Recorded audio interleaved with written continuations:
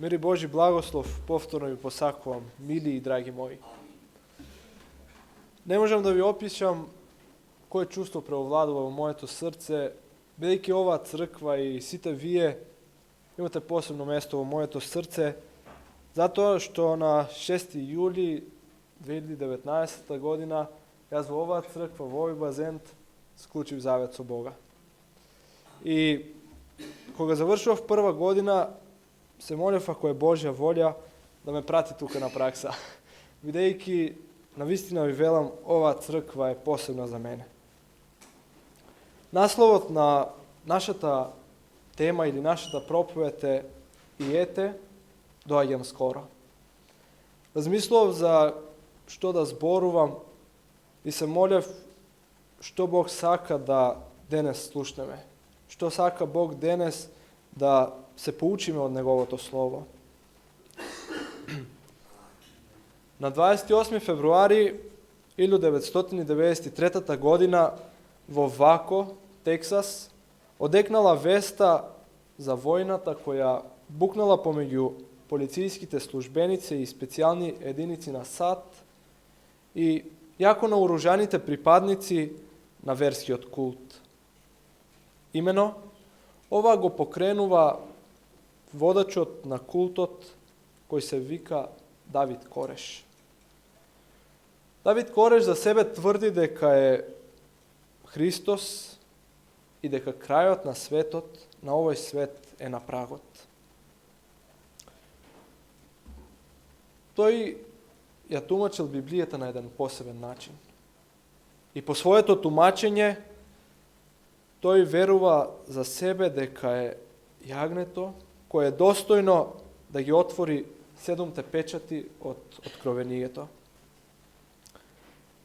Но не само што тој верува во тоа, не само што тој е убеден во тоа, туку и околу 100 возрастни луѓе веруваат во тоа и се спремни да го положат својот живот за начинот на неговото разбирање и тумачење на Библијата. И навистина, ова е било голем удар за христијанството, бидејќи оваа случка се завршува трагично. Само заради нечие погрешно разбирање и тврдење за крајот на светот. Таа случка завршува со смрт на Давид Кореш и на сите негови следбеници. Биле околу 100 луѓе возрастни и плюс деца.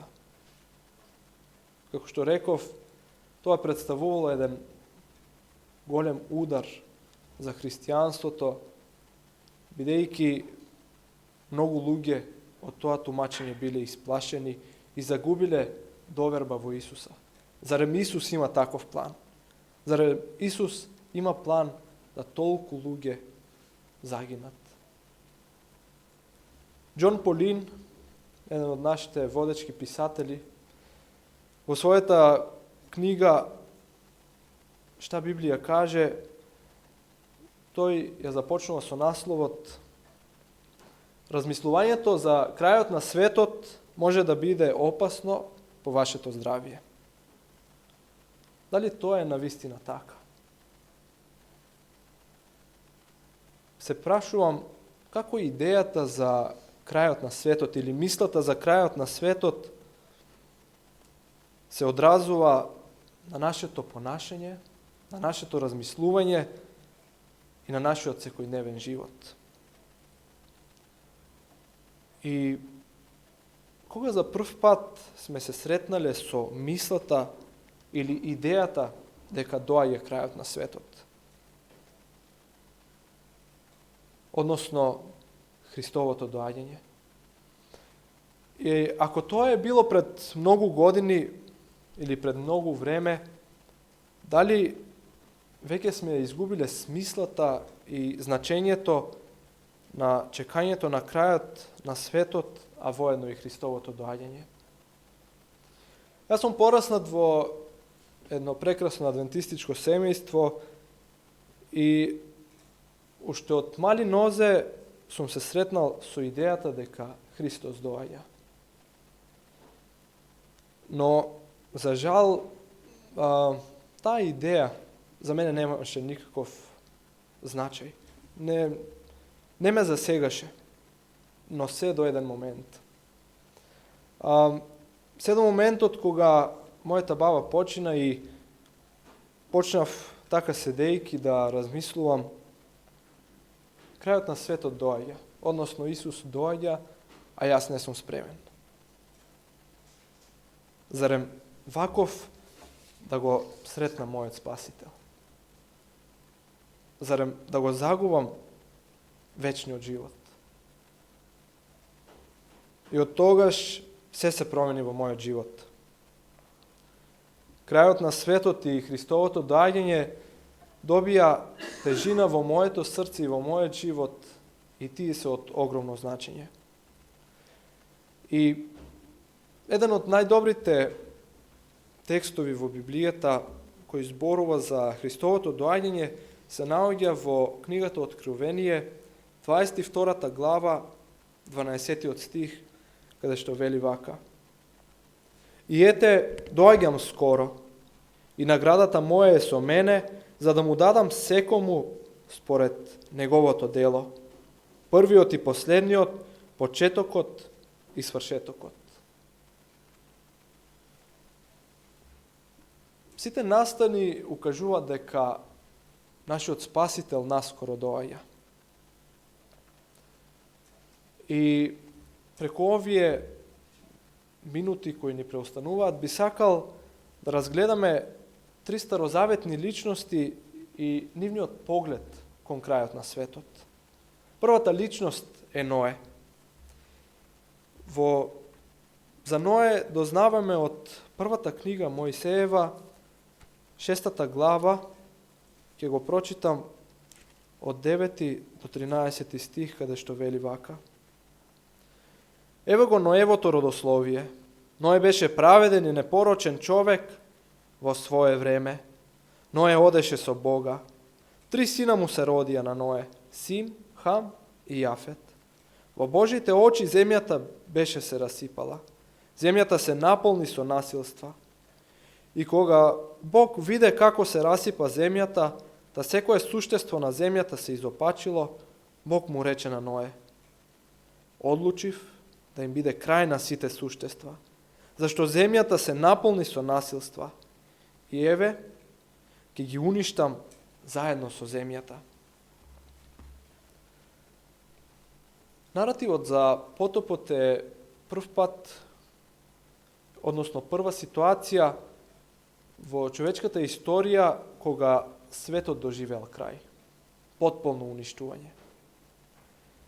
И Ноевиот поглед на крајот на светот бил изострен кога Бог ја представил на Ное озбилноста на опаѓањето на мерилата за морал и однесувањето во неговото време.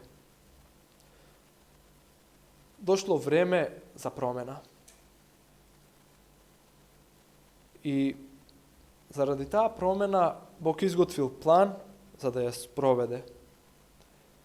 Таа промена која Бог ја осмислил се состоела од 2 дела: уништување на безбожниците и спасување на праведниот остаток.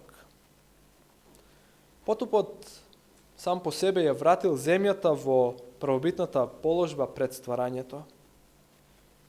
И затоа во многу книги можеме да го најдеме потопот како обратен процес од стварањето. Но Бог делува. Бог делувал со бродот со цел да го спаси својот верен остаток од уништувањето. И кога се запрашувам како Ное гледал или како го разбрал крајот на светот, тој го разбрал како неопходност. Неопходност поради опаѓањето на мерилата за морал и однесувањето. Со помош на потопот дошло до обновување на земјата, но и до обновување на Божиот завет со луѓето кои останале живи на земјата. Втората старозаветна личност е Авраам. За неја читаме во првата книга Мојсеева, 12 глава, од 1 до 3 стих, каде што вели вака. Господ му рече на Аврама: излези од својата земја, од родното место и од татковиот дом. И оди во земјата што ќе ти ја покажам. Ќе направам голем народ од тебе, ќе те благославам, ќе го прославам твоето име и самиот ќе бидеш благослов. Јас ќе ги благословам оние кои те благословуваат и ќе ги проколнам оние кои те проколнуваат. И во тебе ќе бидат благословени сите племиња на земјата. После потопот гледаме дека повторно доаѓа до отпадништво. Ноевите потомци живееле во побуна против Бога, против неговите заповеди, но исто така не го одржувале заветот кој Бог го склучил со нивниот предок Ное. Со градењето на кулата тие му се спротиставиле на Бог. И Бог повторно делува. Бог делува со или одговара со осуетување на нивните планови. Бог делува како извршен судија и им ги помешува јазиците и со тоа ги натерува да се раселат по целата земја. И во тој свет, кој се наоѓа под теретот на проклетството, доаѓа човек по име Авраам. Ако забележаме во вториот стих, вели вака: ќе направам голем народ од тебе, ќе те благословам, ќе го прославам твоето име и самиот ќе бидеш благослов. Бог на Аврама му дава 3 ветувања во овој стих. Ќе добие земја, ќе постане од него голем народ и ќе биде благослов. И не само што тој ќе биде благословен, туку преку него ќе добијат благослов и сите племиња на земјата планета. Гледаме 3 ветувања кои Аврам ги добива. И тие 3 ветувања кои се дадени на Аврама требало да ја поништат штетата која настанала со падот во грев.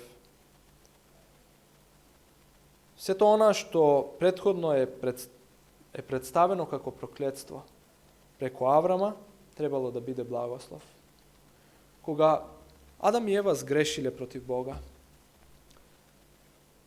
тој им нанесува или им дава 3 проклетства. Првото е: ќе се раѓате со мака, ќе се множите со мака. Второто е: со мака ќе ја обработувате земјата. А третото е: ќе бидете оддалечени од Божјето лице. А Аврам добива благослови спротивни од овие проклетства. Ќе те направам голем народ, раѓањето на деца ќе биде благослов, ќе добиеш голема земја, која нема да ја обработуваш со мака и ќе бидеш благослов. Односно, ќе имам директен однос со тебе. И преку тој директен однос, луѓето или сите народи и племиња на земјата ќе го осетат тој благослов да повторно некој комуницира со Бог. И ако се запрашаме што се случувало во умот на Авраам, како тој гледал на крајот на светот, тој на крајот на светот гледал од призмата на 3 ветувања кои му ги дава Бог. Ке се оствари плодноста на земјата, репродукција и однос со Бог. И третата личност, старозаветна личност, е Мојсей. Бог go upotrebil Mojsej da mu objasni na izraelskiot narod kako ke dojde do obnovuvanja, koje toj mu go vetil na nivniot predok Avram. Krajot za Mojseja, odnosno krajot na svetot za Mojseja, predstavuvalo povike kako proces, odvivanje na proces, negoli nekoja slučka koja odednaš ke se sluči. Namesto kako potopot koji odednaš došel je uništil zemjata, slikata za krajot na svetot vo Mojsejevite oči bila postepen napredok kon obnovuvanje na trite blagoslovi i vetuvanja koji Bog mu gi dal na Avrama. Na Izrael kako narod mu se ponudeni dve možnosti. Postepeno obnovuvanje na Edem ili postepen pad, progonstvo i uništuvanje. To možemo da je predstavime slikovito kako dve strelki. Jedna to odi nagore, druga to odi nadolu. Poslušnost, ako se poslušni, ke se obnovi Edem. A ako ne se poslušni na Boga, tije ke pretrpat progonstvo i uništuvanje kako narod. I сега на крајот,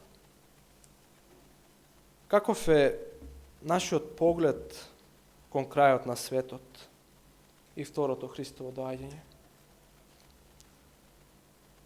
Кога зборуваме за оваа тема, често пати имаме една лоша навика или еден голем проблем. Често пати сакаме да го одредиме кога ќе се случи второто Христово доаѓање. Но дали на вистина можеме да прогнозираме? И дали на вистина вредат таквите напори? Јас би рекол залудни напори.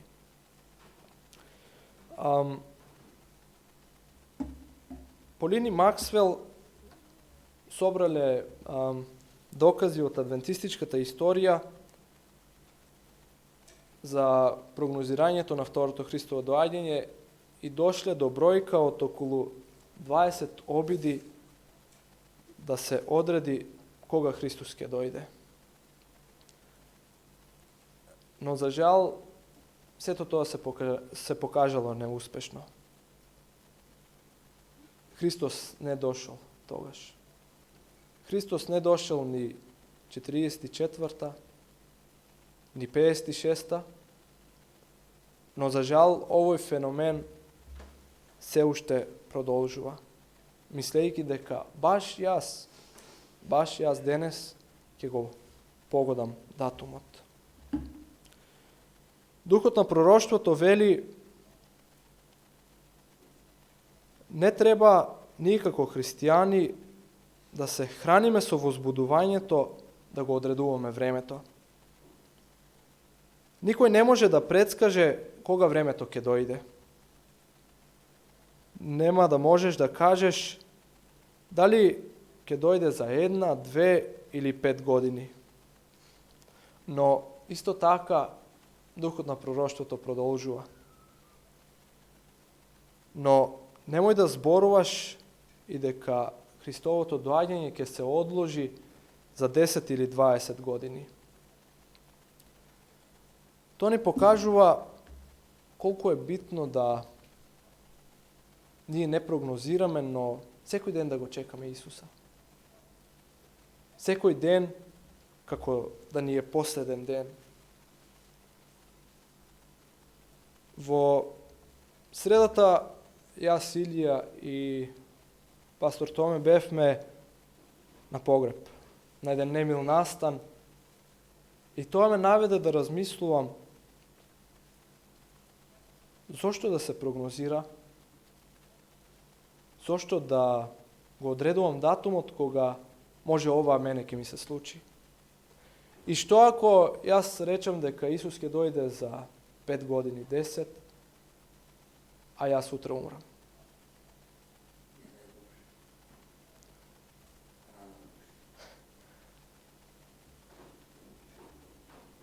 što će se sluči ako vlezeme vo zabluda da go prognozirаме времето.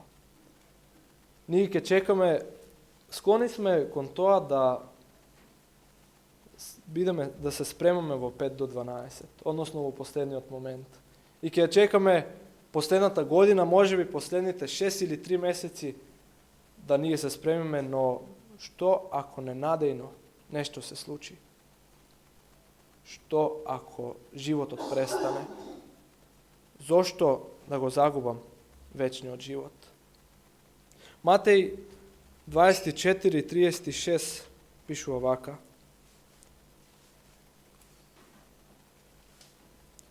Матеј 24:36 стих.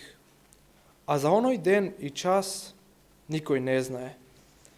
Ни небесните ангели, а само мојот татко.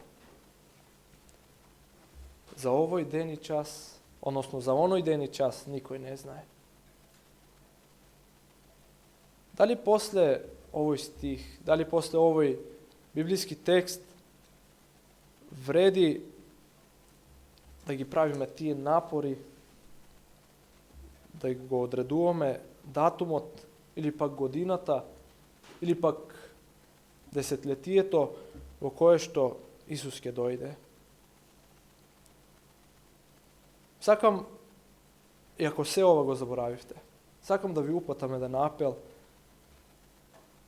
да наместо на времето да се фокусираме на нас и на нашите карактери и да се молиме Бог да не менува. Во глава да ни стои прашањето кога се будиме, кога функционираме секојдневно, кога си легнуваме, да ни биде прашањето: ќе бидам ли спремен кога Исус ќе дојде? Дали мојот карактер ќе биде спремен? Дали моите очи ќе бидат спремни да ја видам таа прекрасна Божја светлина?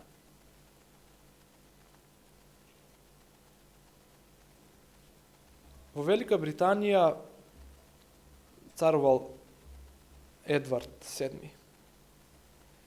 И едно љубопитно дете цел ден стоело пред палатата со цел да го види царот, кралот на Велика Британија. Но војниците не му давале. И тие негови напори ги забележал еден млад господин кој бил убаво облечен и дошол до детето и го прашал: која е твојата цел? Детето рекло: да го видам кралот.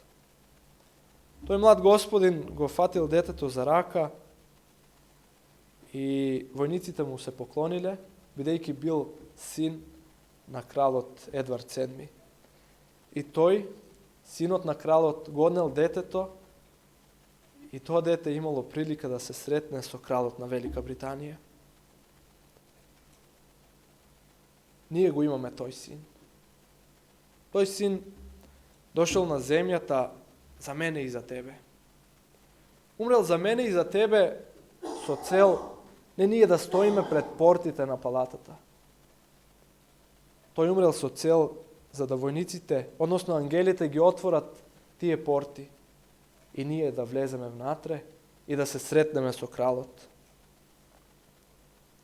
И повторно ќе го прочитам текстот во Откровение 22 глава 12 стих,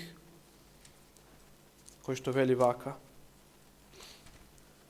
И ете, доаѓам скоро и наградата моја со мене, за да му дадам секому според неговото дело, првиот и последниот, почетокот и свршетокот. Мене ми е битен овој прв дел од стихот. И ете, доаѓам скоро. Но не само што доаѓам, туку и наградата е со мене. Ајде на овие зборови да кажеме: Амин Господи, дојди. Амин Господи, дојди да се сретнеме со кралот на целата вселена. Амин.